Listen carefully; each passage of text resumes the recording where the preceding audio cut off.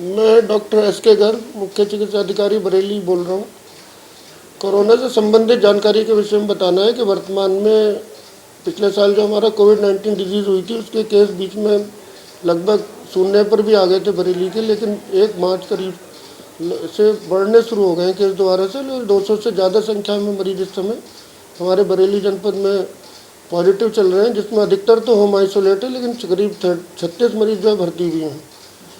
लेकिन इस समय जो कोरोना का इन्फेक्शन इस समय जो वर्तमान में जो चल रहा है, उसकी खास बात ये हो रही है कि बहुत तेज़ी से एक दूसरे को लग रहा है। जैसे जुकाम एक दूसरे को लगता है, उतनी तेज़ी से लग रहा है। एक घर में एक भी पॉजिटिव मरीज आ रहा है, उसके पूरे परिवार को पॉजिटिविटी आ जा रही है। तो हम उनकी कॉन्टैक्ट सैंपलिंग भी करा रहे हैं, जिसकी वजह से संख्या बढ़ी हुई दिखाई दे रही है। लेकिन थोड़ी राहत की बात यह है कि मरीज उतने गंभीर प्रकृति के नहीं आ रहे जितने पिछले साल आए थे, जिसमें कि डेथ की संभावना बहुत ज़्यादा हो रही थी। उस तरह की अभी चीज़ अवस्था नहीं आई है।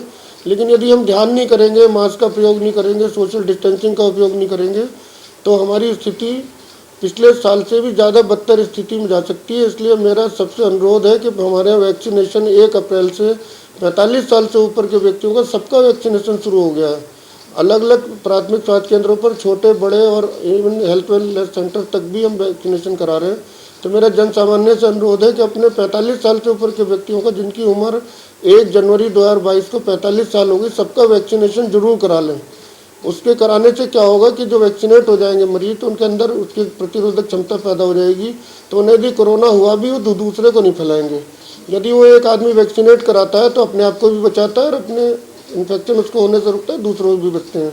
इसलिए मेरा ये बार बार अनुरोध है, सोशल डिस्टेंसिंग, मास्क लगाना और भीड़ भाड़ में जाने से बचना।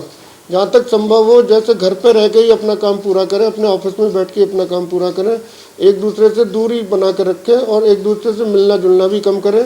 अपना कोई आयोजन करें तो उसमें अपने जितने भी आवश्यक व्यक्ति हैं केवल उन्हीं को बुलाएं। ज़्यादातर लोगों को उसकी वजह से न बुलाएं कि हमें सबको दिखाना मेरे इतने संबंधी हैं, मेरे इतने रिश्तेदार हैं। जितने ज़रूरी है उतने में अपना काम कर लेंगे तो लॉकडाउन की स्थिति से बच जाएंगे हम, और बरेली जनपद के लोग भी मृत्यु से भी बचेंगे और कोरोना जैसी भयावह स्थिति से हम बचे रहेंगे। सर, बरेली में अभी लोगों ने मास्क लगाना बंद कर दिया है जैसे, और जिस हिसाब से पर दिन केस निकल रहे कोरोना, क्या लॉकडाउन लगने की संभावना हो सकती है आगे अगर ऐसी?